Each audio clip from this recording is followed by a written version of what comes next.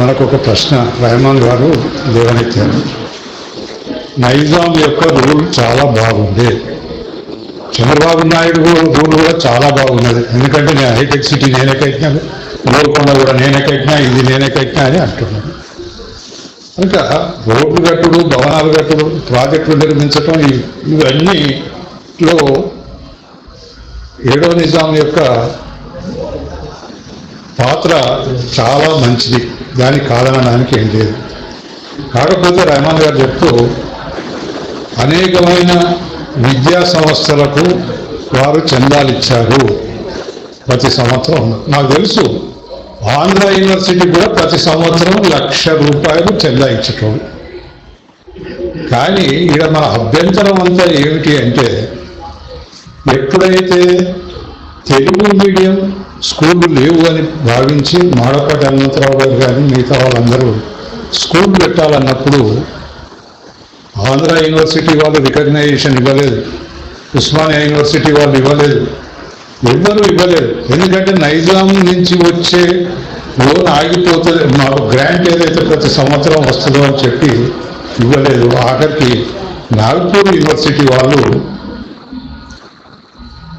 మరాఠీ మీడియంతో పాటు తెలుగు మీడియం నడుపుకుంటాం అంటే మేము ఇస్తామంటే ఇప్పుడు నారాయణగూడలో ఉన్న గర్ల్స్ హై స్కూల్ ఏదైతే ఉందో దాన్ని ప్రారంభించడం జరిగింది.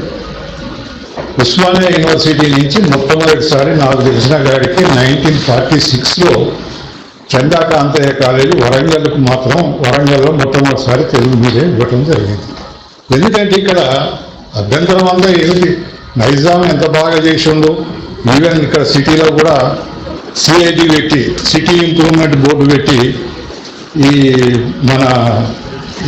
మురికి వాడలన్నింటినీ తీసేసి అక్కడ ఇల్లు కట్టి ఖరీదు చేసుకునే వాళ్ళకు ఖరీదుకి ఇచ్చి, లేని వాళ్ళకు కూడా కిరాయికి ఇచ్చిన సంఘటన మనకి ఇక్కడ ఉన్నది. అంటే మనం చెట్టు కొడితే చెట్టు నరకాలని అన్నప్పుడు చెట్టు మీద పక్షులు చిన్నపిల్లలు ఉంటే చెట్టు కొట్టేవాడు చెట్టు కొట్టడు, అట్లా స్థాయిని బట్టి ఇచ్చి ఆ విధంగా మిగతా వాటిని మేము తీసుకుంటూ పోతలేము. కానీ ఇక్కడ ప్రజలు మాట్లాడే భాష, అత్యధికులు మాట్లాడే భాషలో Urdu it's not a foreign language, అది ఇండియన్ లాంగ్వేజే.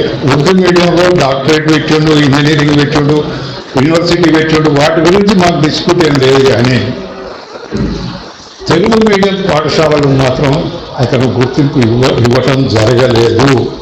ఆ ఒక విషయాన్ని మనం గమనించాలి. అట్లే ఇవాళ చంద్రబాబు నాయుడు అంటున్నాడు, అంతా హైదరాబాద్ మొత్తం నేనే డెవలప్ చేసినాను, చార్మినార్ ఆయన కట్టిండు, గోల్కొండ ఆయన కట్టిండు, మరి సుల్తాన్ కులీ మచిలీపట్నం ఫోర్ట్ కట్టింది సుల్తాన్ కులీ, మొట్టమొదటి సుల్తాన్ ఆయన కట్టిండు మచిలీపట్నం ఫోర్ట్. మరి ఇవాళ మనకెందుకో ఇయ్యరు.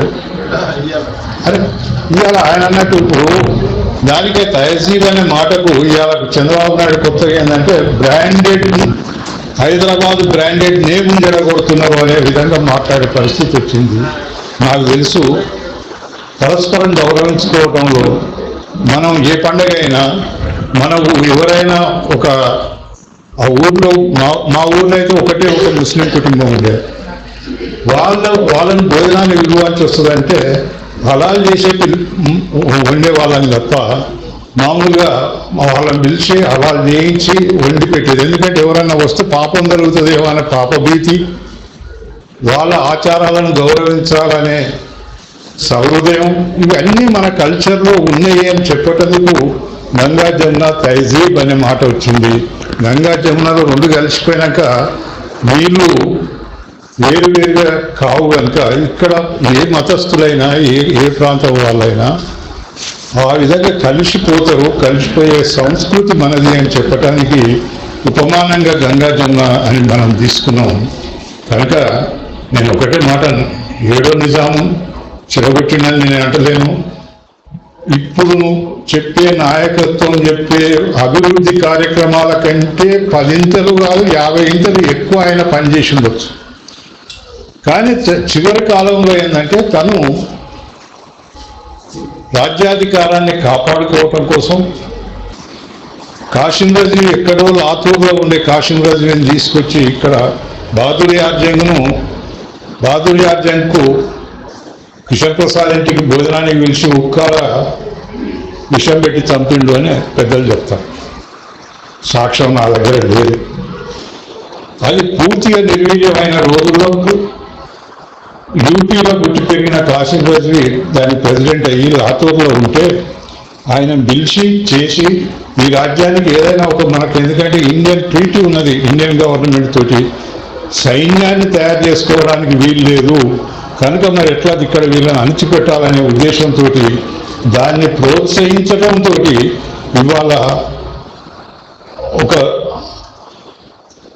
విధమైన 100 సంవత్సరాలు దాదాపు 6 కాకతీయుల తర్వాత బహుమని సుల్తాన్లు కానీ కులీ కుతుబ్షాహీలు కానీ ఆసఫ్జాహీల కాలంలో జరిగిన ఒక సామరస్యపూర్వక ఆ వాతావరణాన్ని చెడగొట్టిందనే ఒక బాధ అప్పుడప్పుడు మాబోటి కలుగుతుందని చెప్పి మాత్రం మనం చేస్తా ఉన్నాను. ఈ అవకాశం ఇచ్చినందుకు ధన్యవాదాలు చెప్తున్నాను.